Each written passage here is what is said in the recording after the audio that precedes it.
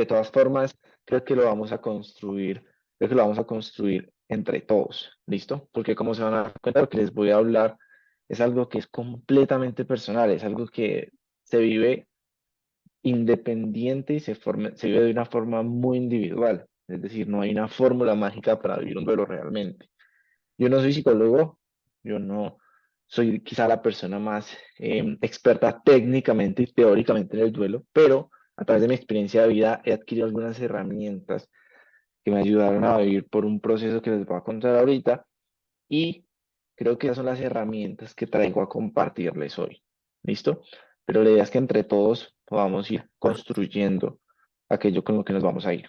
¿Listo? Entonces, ya hicimos el ejercicio, ya todos hicieron la respuesta de pronto preguntarse qué entiendo por duelo, pero quiero que dos personitas lo compartan en general.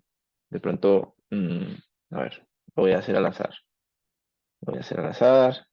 Sí.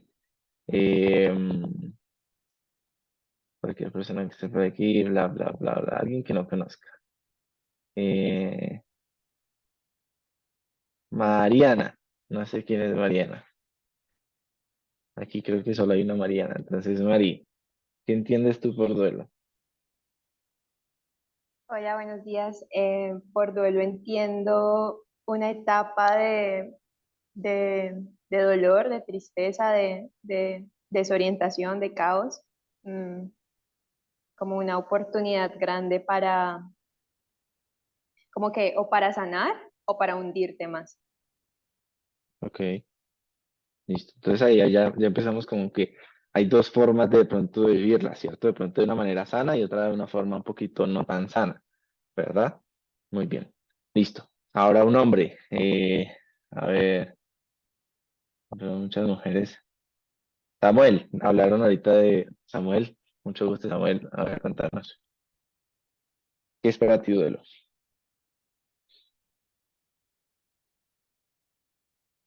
Samuel, ¿estás ahí?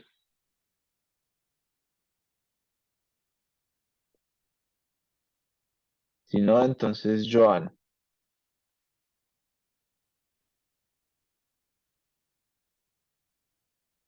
Cualquiera de los dos Joan que están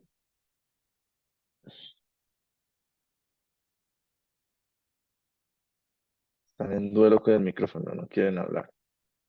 Entonces, bueno, otra niña. Ana María. Yo soy buena para ganarme las rifas. Muy bien, bienvenida. Eh, Duelo, como decía ahorita en el grupo, para mí es Ok, un proceso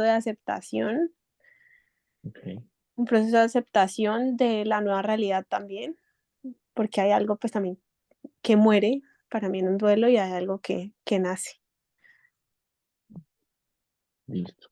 Espera de aceptación para algo que muere y algo que nace. Listo, me gusta esa idea.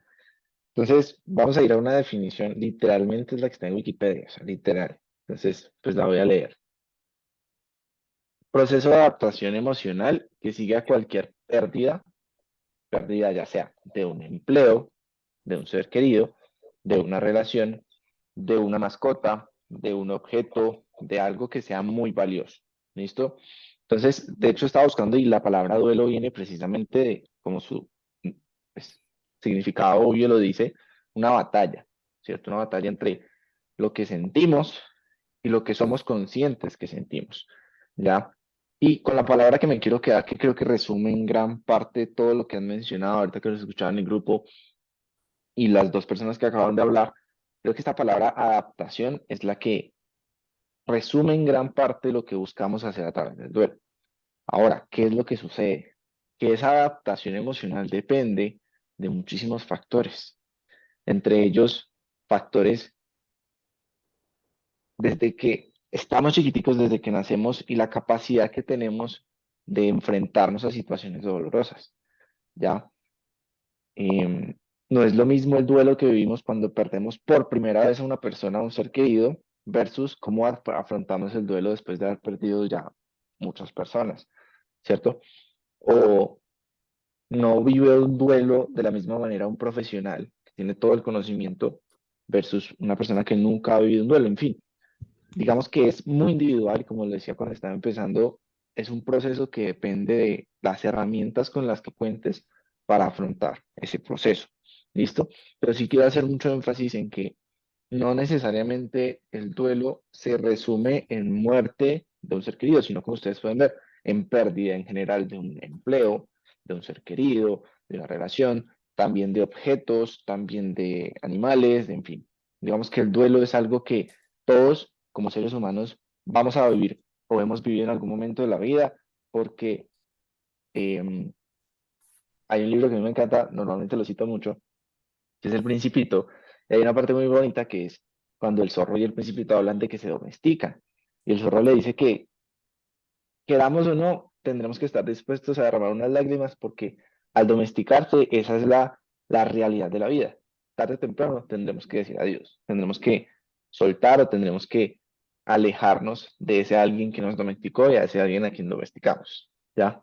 Y al final ese riesgo siempre va a estar. Entonces, tarde o temprano tendremos que pasar por esta experiencia. Sin embargo, qué tan sana, como decían ahorita, o qué tan patológica o qué tan dolorosa sea, o creo que el dolor no es la palabra, porque el dolor va a estar, sino qué tan fácil vamos a poder pasar por ese proceso de adaptación depende precisamente de las herramientas que tengamos. Y eso es lo que quiero que hablemos hoy. ¿Qué herramientas tenemos, con qué contamos y qué rol juega Dios en ese proceso de adaptación?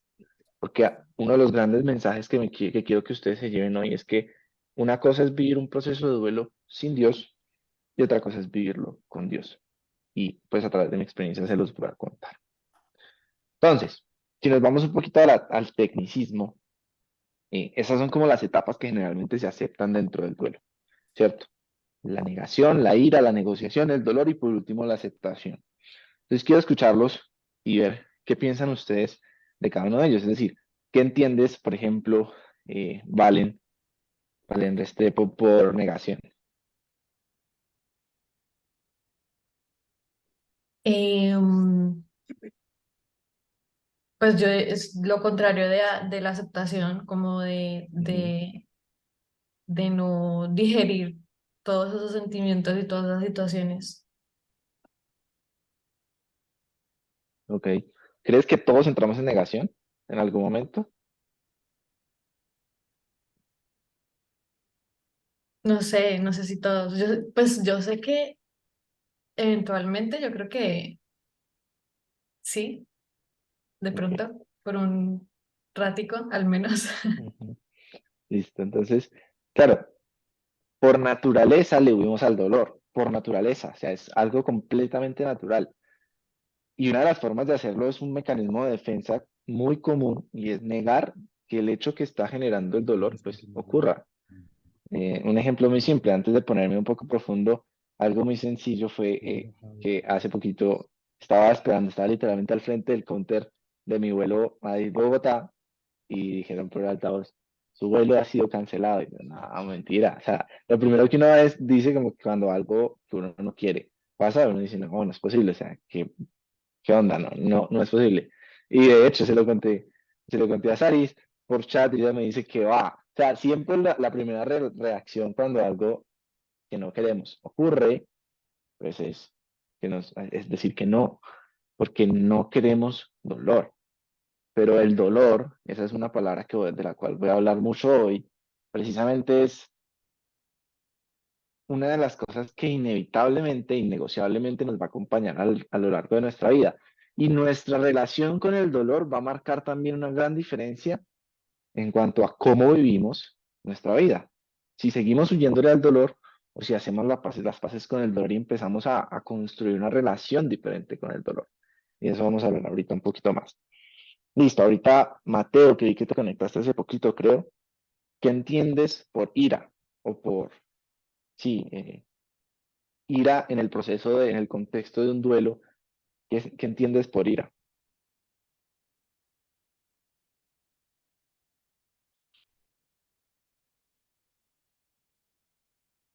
O si alguien quiere decirlo, o sea, alguien de las Puede 37 personas que nos acompañan. Dime. Pues, estar respondiendo por el chat, pero que quiera responder igual.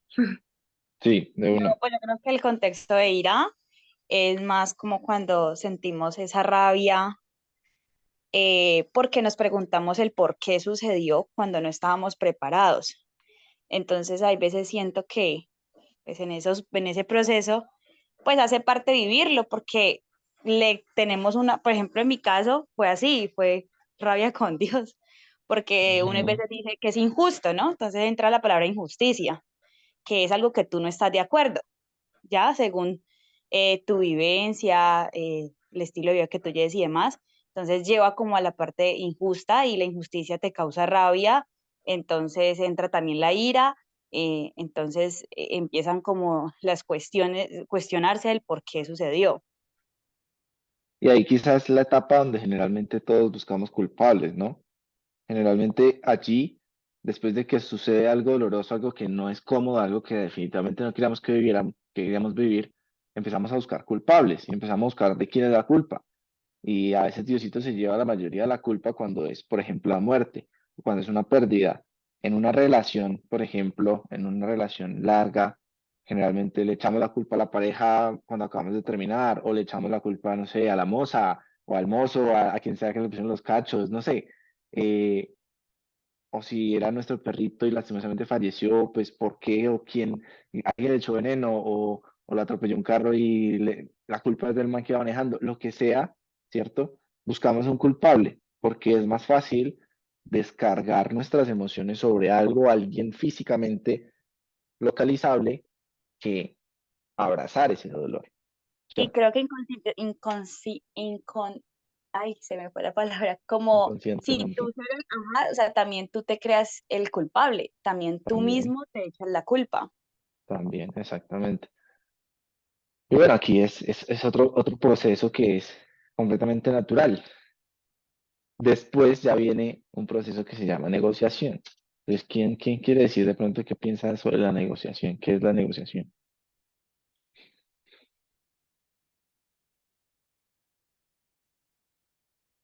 Cualquier persona. Yo, ¿aló? ¿Me escuchan? Sí, Nati. Hola, Nati, ¿qué Hola. más, minerita? Tiempo sin verte. Hola.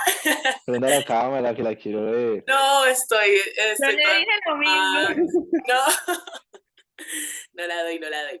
Pero yo entiendo por negociación el hecho de permitirse hacer cosas justificando ese dolor. Entonces es como que, pues, o sea, se me murió un familiar y pues estoy pasando por un dolor, entonces voy a permitirme hacer ciertas cosas, no sé, ahogarme en alcohol, ahogarme en rumba, andar con gente que no es, y empezar a negociar esas partes de mi vida que de pronto no hacen parte de lo que soy, justificando que pues algo me duele, algo me pasó y pues me lo merezco porque estoy pasando por una etapa fea. Sí, lo veo más que todo así. Exacto. Entonces, esta palabra, gracias, Nati, es clave.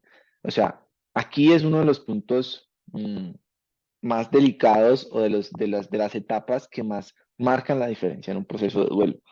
Y es la parte de negociación porque es aquello con lo cual aprendemos o aquello con lo cual empezamos a lidiar con ese dolor que ya sabemos que está ahí y que sí o sí ya está. O sea, ya no lo negamos, todavía no lo aceptamos, pero empezamos como a lidiar con él de alguna manera. Luz, levantaste la mano, cuéntanos.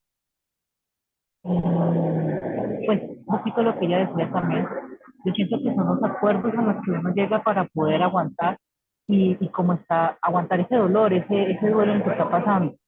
Entonces, pues aparte de ahogarse en cosas de la calle o cosas que no son, también es aislarse, ¿no?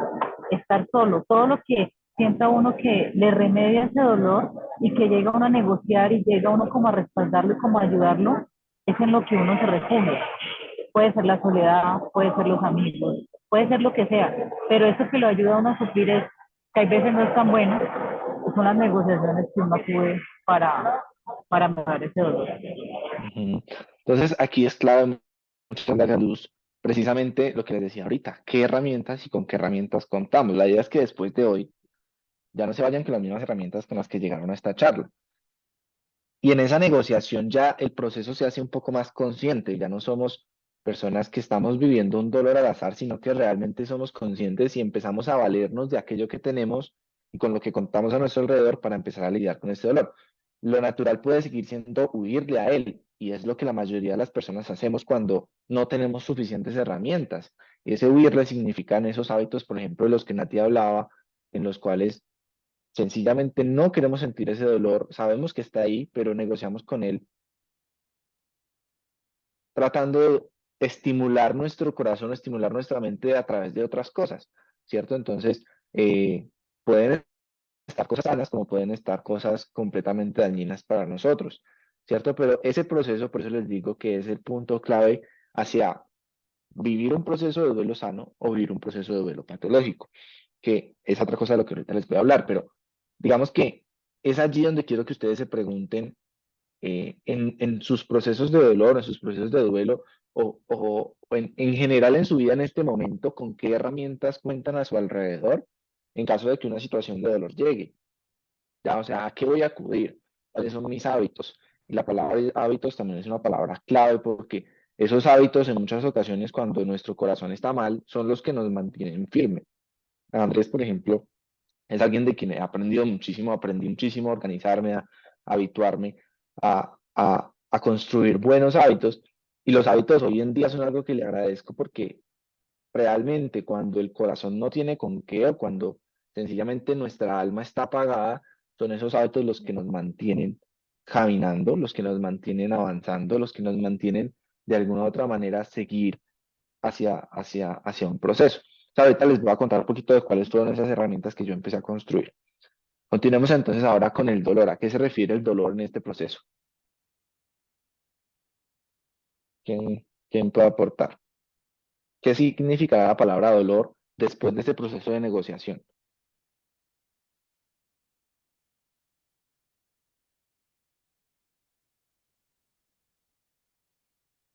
¿Alguien? A ver, Laurita Antequera. Es que no sé si me puedo equivocar, pero yo Obvio, siento que obvio.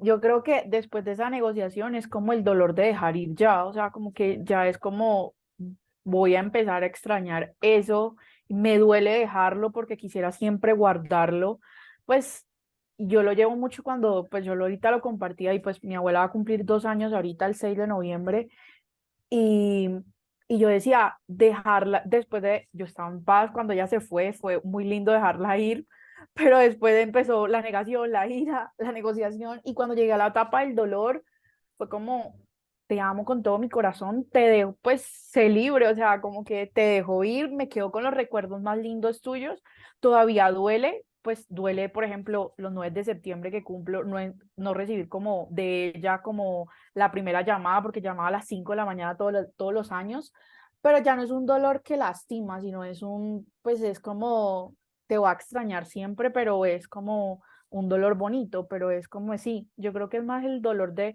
desprender como todo eso que se está yendo, como como dejar ir a esa persona. Yo siento que es más que todo ese dolor. No sé si me Listo, lo dije correctamente. listo. Recuerden que aquí no hay respuestas correctas, todo esto es un proceso completamente personal, entonces muchas gracias, Lau. Y hacia allá voy. De hecho, va muy en línea con lo que quiero dejarles y es que el proceso después de la negociación es abrazar el dolor. Es decir, ya no te voy a vivir más, ya sé que esto es un proceso al cual no le puedo seguir huyendo, al cual no puedo seguir escapándole, tengo que abrazar ese dolor. Y abrazar ese dolor significa muchas cosas, pero quiero que se queden con eso, por ahora. Abrazar el dolor después de que quizá a través de diferentes cosas estaba huyendo, le estaba tratando de distraerme, estaba ocupándome, pero ya no puedo hacerlo más. Tengo que abrazarlo. ¿Qué tanto nos demoramos para llegar ahí? Precisamente depende de esas herramientas de las cuales vamos a hablar, pero es eso, es abrazarlo y hacer las paces con ese dolor. Y por último está la aceptación. Entonces, a ver, un hombre, Raulito, ayúdanos ahí. ¿Qué piensas de la aceptación? ¿Está todavía Raulito? No sé. O Alex.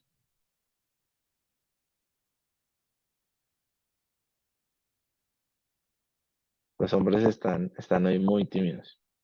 Entonces, Juan Camilito,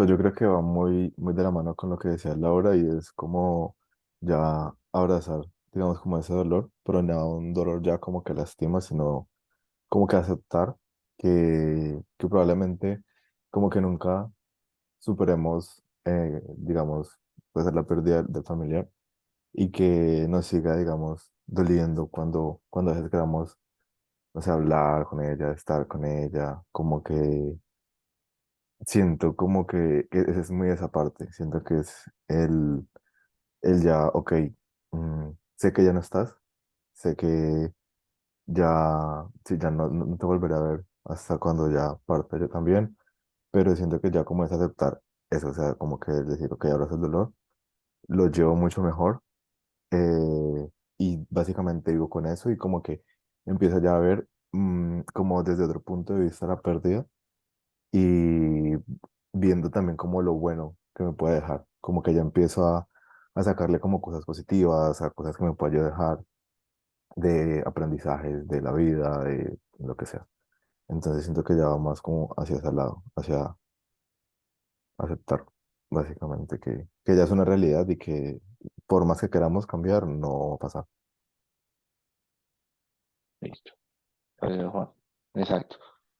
Entonces ahí les voy a dar otra palabrita mágica que es la que con la cual voy a cerrar hoy, o sea, más adelante, que es la palabra resignificación, aceptación y resignificación de ese dolor. Entonces ahorita vamos a hablar un poquito más de eso. Entonces, para entrar un poquito ya en materia, les presento a don Ernesto, Ernesto Arteaga Vázquez. Él es mi papá.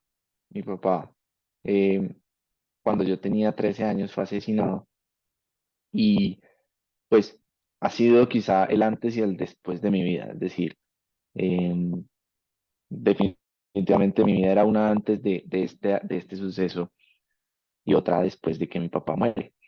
Em, y estos 12 años después de la muerte de él, murió en el 2011, em, han sido precisamente resultado de las herramientas con las que conté y fui adquiriendo en el tiempo. Y el hombre que soy hoy, precisamente ha sido completamente moldeado a partir de esta experiencia, pero no por lo que yo he hecho, sino por lo que yo he dejado que Dios haga a través de estos años. Y eso es como la primera cosa que quiero dejar que ustedes se lleven. Y es que todo proceso de duelo abre una ventana muy linda. David, ¿cómo así? O sea, el proceso de dolor lo mandó Dios, no, y ahí es donde quiero llegar. Este es un debate que siempre estaba abierto cuando empezamos a caminar con Dios y es, ¿Dios nos manda o no nos manda cosas malas? A partir de estos años les voy a compartir lo que yo creo y con lo cual yo camino. Y es que en la libertad de los seres humanos suceden cosas buenas, suceden cosas malas, porque somos libres y para poder amar a Dios tenemos que ser libres. Y en esa libertad, lastimosamente, hay situaciones que generan dolor, ¿ya? Y aunque Dios es un Dios omnipotente, creo yo que es omnipotente en aquellos que lo dejan ser omnipotente. Lastimosamente, mi papá tomó decisiones que en su momento lo llevaron a estar en situaciones en las cuales no debía estar, pero Dios, yo después de mucho tiempo entendí que gracias a él no estuve en esas situaciones y de todas los escenarios posibles, este fue el mejor posible después de las decisiones que habían tomado el sicario que mató a mi papá mismo, su alrededor, y dentro de todo lo posible, justo todo ocurrió para que yo estuviera en mi casa con mi mamá y mi hermanito y no estuviéramos justo en ese momento, por poner un ejemplo. Y después de esta situación se abre una ventana en la cual David Arteaga entra en un periodo de completa vulnerabilidad. Y esa vulnerabilidad pudo haber terminado en la realidad de muchos jóvenes que hoy en día tienen como excusa que le mataron a sus papás, como muchos jóvenes en Cali, como muchos jóvenes en el mundo. Porque el dolor puede ser una excusa, entre comillas, razonable para que nuestra vida esté llena de más dolor. Pero ese dolor también se puede convertir en la ventana perfecta para dejar que nuestro ego se haga a un lado y que entre Dios a moldear. Y es allá donde voy. Es totalmente distinto un proceso de duelo cuando dejamos que Dios guíe versus cuando decidimos vivirlo por nuestra cuenta. Sí, hay muchas herramientas, hay psicología, em, hay psiquiatras, hay muchos profesionales que nos ayudan en el proceso, pero les puedo decir por experiencia propia que la presencia de Dios en un proceso de duelo marca completamente la diferencia. Yo viví 2 años, o sea, obviamente el primer proceso fue la negación total, ¿cierto? Em, Cuando yo me enfrento a la noticia, yo estaba en ese momento, o sea, obviamente es algo que aconteció de una manera muy abrupta. Em, una noche yo me acuesto a dormir, me levanto a la madrugada y dentro de un carro mi mamá me dice, no tienes papá, tu papá murió. Tu papá no solo murió, sino que lo mataron. Y eso obviamente es una realidad tan dolorosa que como mecanismo de defensa yo no quise aceptar. Mm, y es allí donde viene la primera herramienta o lo fundamental que es un proceso inicial de aceptación o de no negación, que son los símbolos. Entonces, aquí quiero hacer énfasis en que somos seres simbólicos y necesitamos un cierre. Entonces, esto aplica, pues aplicó para mí, pero aplica para todos los duelos. Y es que esa relación, independientemente de cómo haya terminado, necesitamos darle un cierre. En el caso de la muerte de un ser querido, la manera en la que culturalmente hemos construido ese cierre ha sido, por ejemplo, un velorio, un entierro, ¿cierto? Y por eso normalmente estos son los espacios donde se les permite a los familiares o se nos permite llorar a ese ser querido y vivir todo un rito que nos permita despedirlo. Y esto está precisamente justificado porque necesitamos hacer un cierre. Ahora, pongamos otro escenario. Una persona que no falleció, sino que desapareció. Está completamente comprobado que es precisamente más difícil vivir un duelo para estas personas porque no pueden vivir un cierre. Desapareció este ser humano y no saben si ha fallecido, si está secuestrado, si está vivo, si dónde está. Y es por eso que hasta después de muchos años que saben qué pasó con esa persona, pueden vivir un duelo. Más difícil aún, las rupturas que tenemos con seres que siguen vivos, ¿cierto? Y aquí quiero ahondar en, en esas rupturas que han sido tan dolorosas para nosotros con seres que hemos amado mucho y a los cuales les hemos entregado mucho, ¿cierto? Porque lo difícil de este tipo de situaciones es que al final sabemos que esa persona sigue caminando y que no fue como en mi caso que 5 balas lo alejaron de mí, sino que por decisión propia esa persona decidió alejarse de mí. O yo decidí alejarme de ella, pero sabemos que esa persona sigue allí, pero decide no estar conmigo.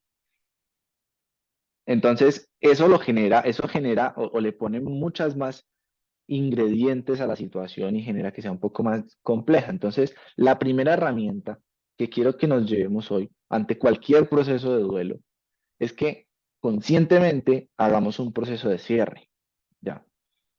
En mi caso fue, por ejemplo, pues haber enterrado a mi papá, poder verlo, hay un espacio en que nos dan a la familia cuando una persona fallece y es poder verlo, eh, poder abrazarlo, saber que él ya no está ahí, saber que estoy enterrando su cuerpo. Ese proceso fue fundamental para mí y permitió que yo al menos aceptara que mi papá había muerto, ¿ya?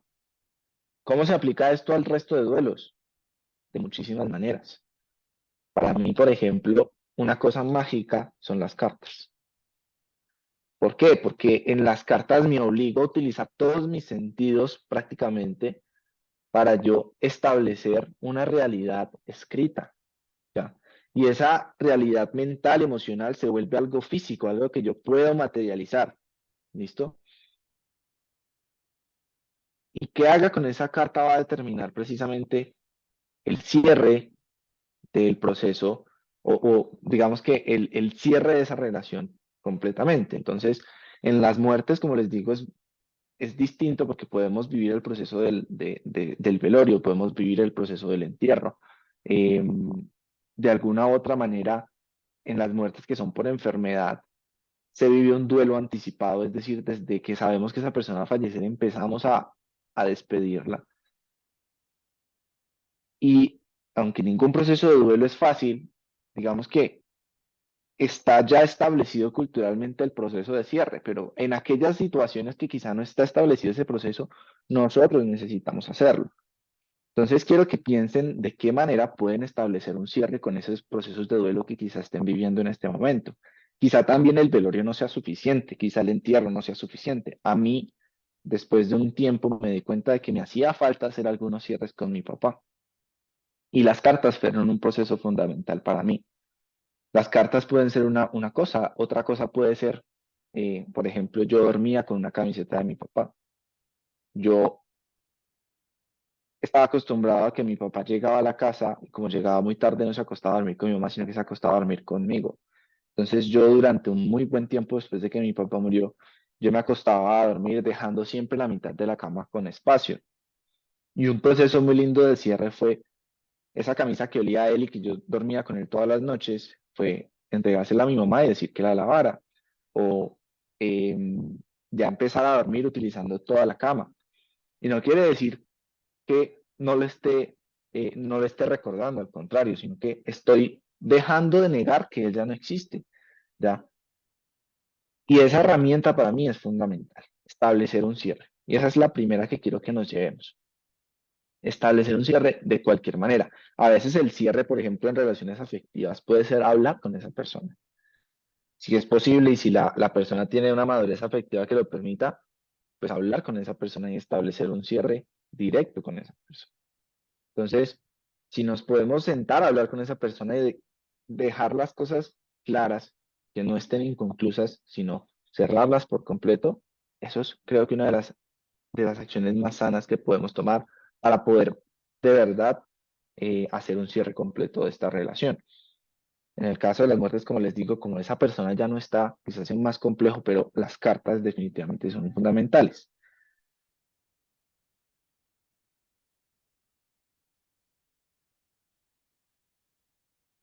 Aquí viene el segundo proceso, la segunda herramienta, que es sanar o buscar el proceso de sanación. Después de que muere mi papá, yo, después de 2 años de estar en esa negociación, pero a través de otras cosas, yo decidí empezar a jugar mucho fútbol, pero ya no fútbol de la manera que me gustaba, sino que jugaba fútbol en la calle, jugaba fútbol de muchas maneras. Hice conciencia de que ese fútbol yo lo hacía porque a mi papá le encantaba jugar fútbol y le encantaba llevarme a jugar fútbol. Y me di cuenta de que precisamente yo jugaba fútbol porque ese era el espacio que yo compartía con él. Porque por diferentes dinámicas en mi familia, él era muy ausente, pero él nunca se perdía un partido de fútbol mío. Entonces, una de las maneras en las que yo negocié, que pues fue entre comillas sana, pues fue seguir jugando fútbol y enfocarme solo en el fútbol. De hecho, a mí mi mamá me tuvo que sacar del colegio y el fútbol se convirtió para mí en el proceso en el cual pues yo gastaba toda mi energía y siempre me imaginaba a mi papá en la banda, como él siempre estaba. Pero hubo un momento en que ese fútbol me empezó a llevar a ya no jugar fútbol en cancha, sino fútbol en la calle, empecé a conocer malas amistades, empecé a huir del dolor y empecé a negociar con ese dolor, como mencionábamos ahorita, pero quizá no de la mejor manera. Y empecé a buscar llenar ese vacío que estaba claramente, pero a través de excesos, ¿cierto? Excesos que a los 13 años ya podía vivir porque mi mamá estaba constantemente ocupada, sacándonos adelante a mí y a mi hermanito, y pues de los dos quien más atención requería era mi hermanito que tenía 2 años. Entonces obviamente viví un limbo más o menos de 2 años hasta que llegué a un lugar, que es el Templete, quizá algunos de aquí lo conocemos, quizá otros no, y en el 2013, alrededor de esta época, hace 10 años, entró a un lugar en el cual me brindan los espacios que necesitaba para pasar de esa negociación a abrazar el dolor. Y abrazar el dolor que fue, por fin empezar a llorar. Yo después de que murió mi papá, además del día del velorio, creo que no volví a llorar hasta que llegué al templo, es decir, después de 2 años. ¿Por qué? Porque el rol que yo había tomado, el rol que yo había decidido tomar en mi vida era el de ser cuidador de mi mamá. Es decir, incluso desde mucho antes de la muerte de mi papá, cuando mi papá eh, se separó de mi mamá, yo a mis 9 años, 9, 10 años, fui el encargado de abrazar a mi mamá y verla llorar todas las noches y vivir su proceso de duelo, precisamente de la pérdida de mi papá, la ruptura amorosa con mi papá.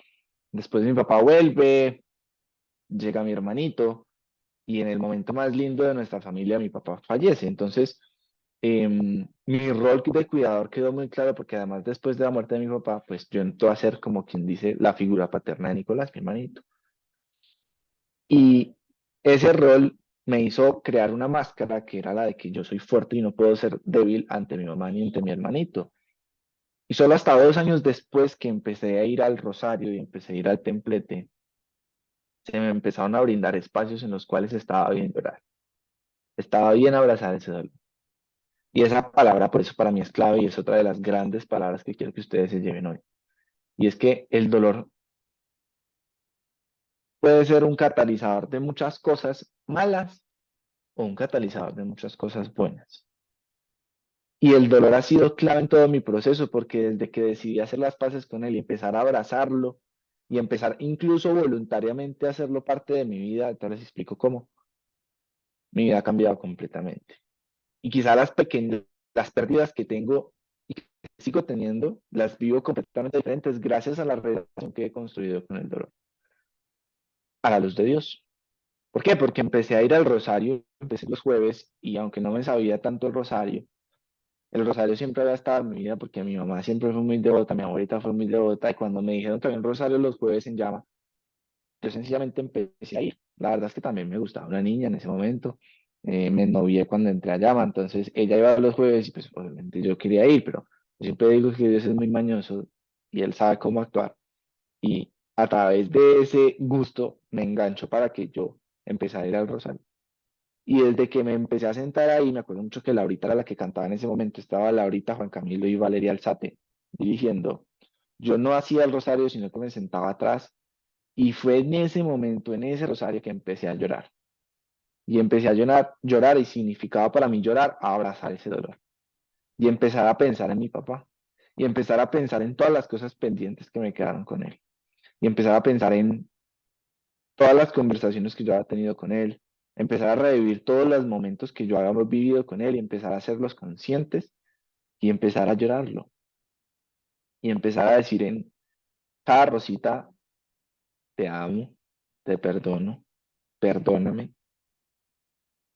Y ahí entró el rosario a ser desde ese momento de mi vida algo que completamente me acompaña todos los días. Quizá en unas épocas de mi vida más fuerte que de otra, pero se convirtió en el espacio para mí que le daba paz a mi corazón y que me permitía sanar cualquier situación de dolor que pudiera vivir. Y fue por eso que ese rosario se convirtió en el lugar en el cual empecé a dejar que Dios moldeara mi corazón. Porque en cada misterio yo me empecé a dar cuenta de que Jesús había vivido precisamente momentos de dolor y momentos de duelo y que Él podía ser mi ejemplo. Entonces, ¿por qué pongo esta frase?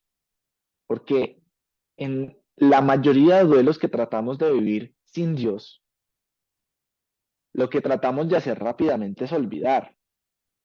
Nuestro mecanismo más fácil o nuestro mecanismo de defensa inicial, como veíamos ahorita, es negar, es huirle a ese dolor. Entonces lo que hacemos es, listo, sé que ya mi familiar murió, entonces olvidémoslo rápido y tratemos de dejarlo atrás para poder seguir adelante. El problema es que cuando dejamos situaciones de dolor pendientes, esas situaciones siguen creciendo y creciendo y más adelante van a salir a flote generando situaciones más difíciles. Entonces, quiero que se lleven esta frase y es que sanar no es olvidar, es tener la capacidad de viajar al pasado y regresar ileso. ¿Y cómo puedo regresar al pasado de una forma segura? De la mano de Dios, a través del rosario, a través de la Eucaristía. Y esa palabra Eucaristía para mí es fundamental. Entonces,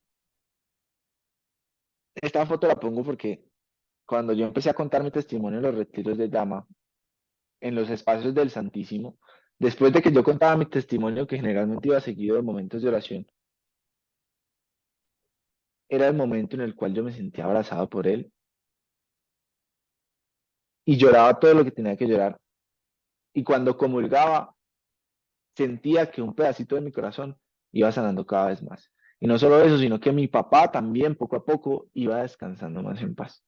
Y que poco a poco esa relación iba sanando más. Y entonces me fui dando cuenta de que ya cada año tras año, cuando contaba el testimonio, lloraba menos. Y era porque ya empezaba a ver el pasado, no de una forma tan dolorosa, sino de una forma en la cual podía encontrar también paz. Entonces, ese es uno de los mensajes más grandes que quiero que se lleven. Espérense una cosita. Listo, sí. Y aquí viene la palabra también clave que quiero que se lleve. Entonces, lo primero es un buen cierre. Esa es la primera herramienta.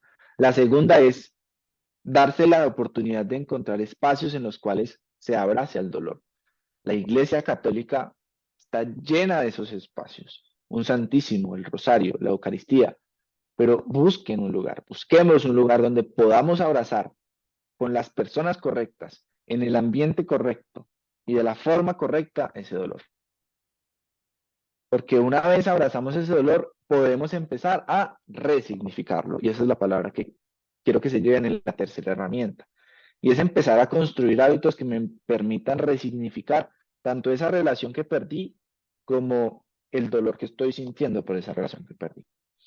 Entonces, por eso les decía ahorita que la Eucaristía fue fundamental para mí, porque un día me contaron que la Eucaristía era el lugar donde todos los espacios se unen a través de Cristo. Yo, ¿cómo así? ¿Cómo así que todos los espacios, todas las iglesias? Me dijeron. ¿Cómo así que todas las iglesias? No hay una sola iglesia. Yo a mí me decía, no. Normalmente uno sigue yendo al cementerio, ¿cierto? Digamos que ese es un proceso completamente natural. Por ejemplo, mis abuelitos en ocasiones todavía van, pero yo más o menos después de 3 años dejé de ir. Y hoy es el día en el que ya no voy al cementerio. Y es porque uno de los procesos que yo decidí hacer fue resignificar en dónde podía encontrarme con mi papá. Bueno, si a mí me explica esto, es algo también para que todos lo conozcamos. eh, Me explicaba que a través de Jesús, a través de Cristo, y en el momento en el cual se consagra la Eucaristía, ¿cierto? Cuando el Padre levanta la hostia, en el momento de la Eucaristía, ese momento es cuando Jesús permite que las tres iglesias se hagan una sola. La iglesia triunfante, que es el cielo, que entendemos por el cielo, la iglesia militante, que somos nosotros, y la iglesia purgante, que son aquellos que siguen en el proceso de transición entre nosotros y el cielo. Y es en ese momento donde yo entendí que podía encontrarme con mi papá. Entonces, desde ahí la Eucaristía tomó un significado completamente diferente para mí. Cuando hago la paz, cuando se hace la paz, o en ese momento y en ese momento de la consagración sobre todo, es el momento cuando yo siento y decido sentir a mi papá y abrazarlo.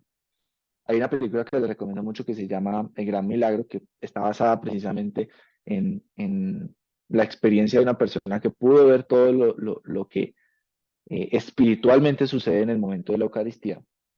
Y uno de los momentos más trascendentales es este, cuando nos podemos encontrar con ese ser querido a través de la Eucaristía.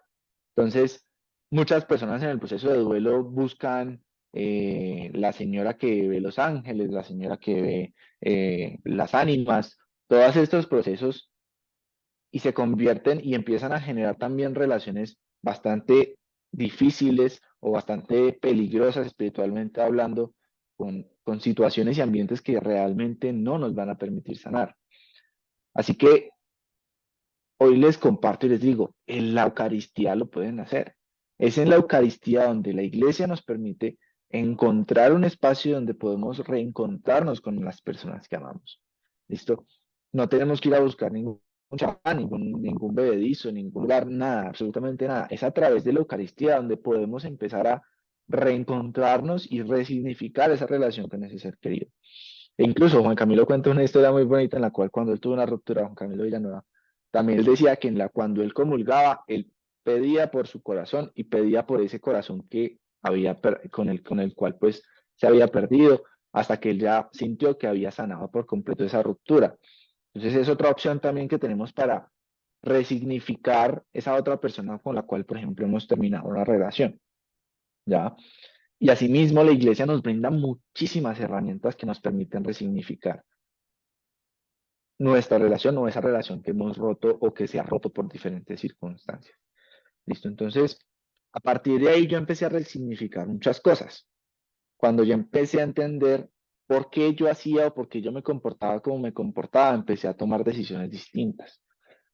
Llegó un momento en el cual salí del colegio y recuerdo que en un rosario, precisamente a través de un momento de oración muy lindo, yo recordé realmente qué era lo que yo quería. Yo en ese entonces yo estaba metido en la cabeza que quería ser futbolista, que quería ser futbolista. Me gradué me estaba a punto de graduar del colegio y en el rosario, en un rosario, recuerdo mucho que vino a mi mente un momento específico que fue cuando yo estaba en la camioneta con mi papá y pasando al lado del hospital universitario, yo le dije, papá, yo en realidad quiero ser médico.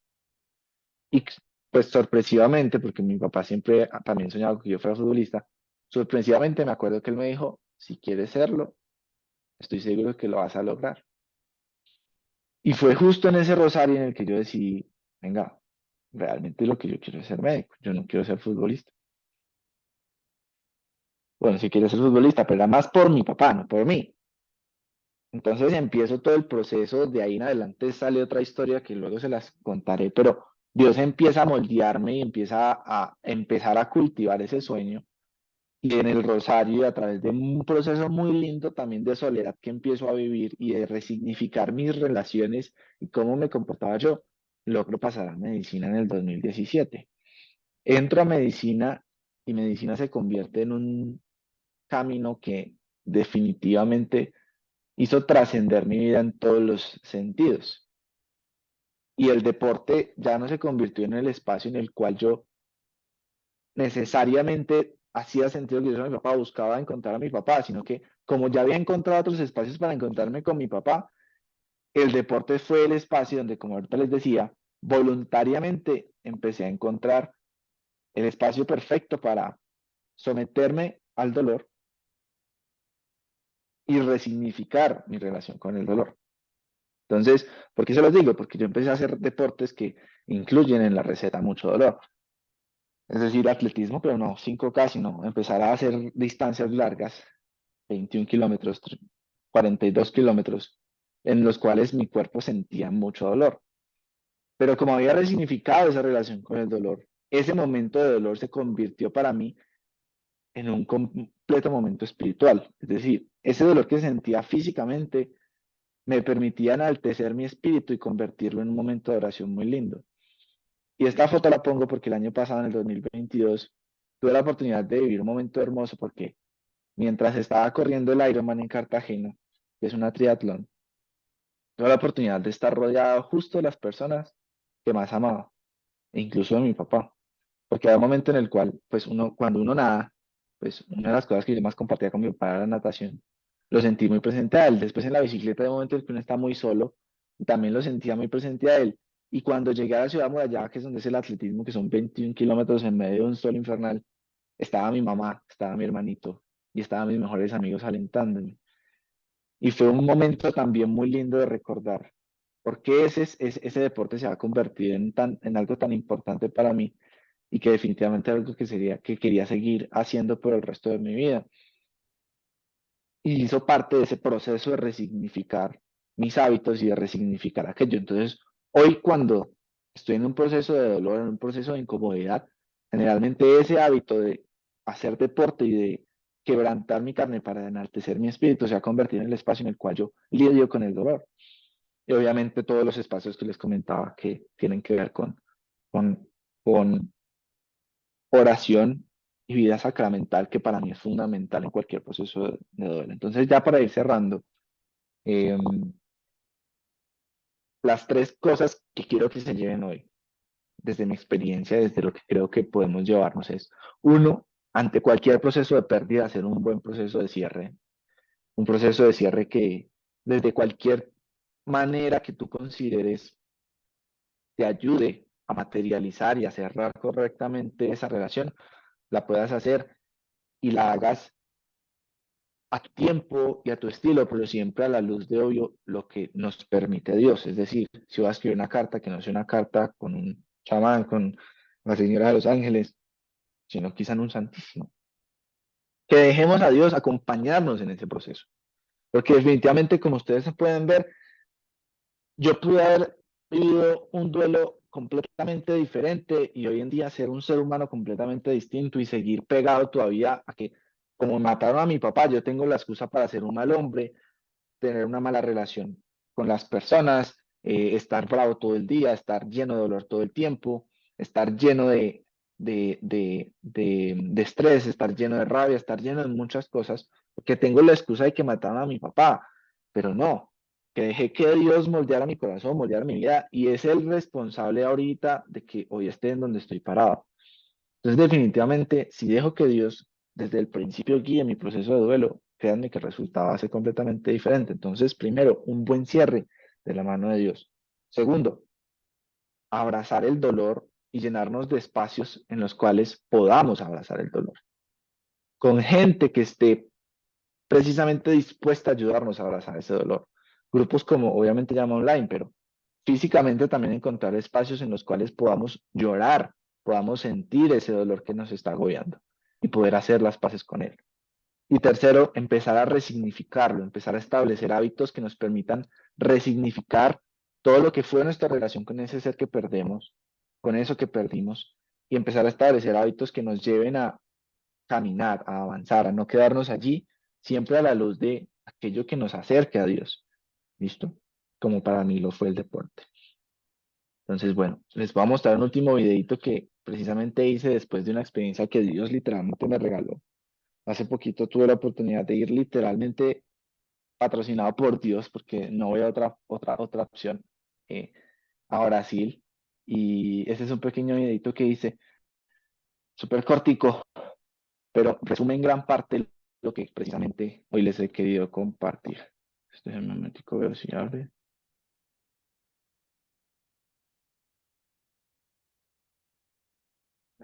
No se ve. Todos cargamos con una historia difícil de contar, una historia en la que es difícil encontrar la luz. Sin embargo, si somos capaces de abrazar esa historia y ese dolor y hacernos cargo de ella e incluso agradecerla, tarde o temprano nuestro camino se va a iluminar. Y de hecho, vamos a tener la posibilidad de iluminar un par de caminos más. Como hoy Dios me está permitiendo hacerlo con ustedes. Así que tengamos paciencia que en cada una de nuestras historias también hay una luz por salir, también hay una luz por renacer después del dolor que puede que estés sintiendo o que puede que llegues a sentir.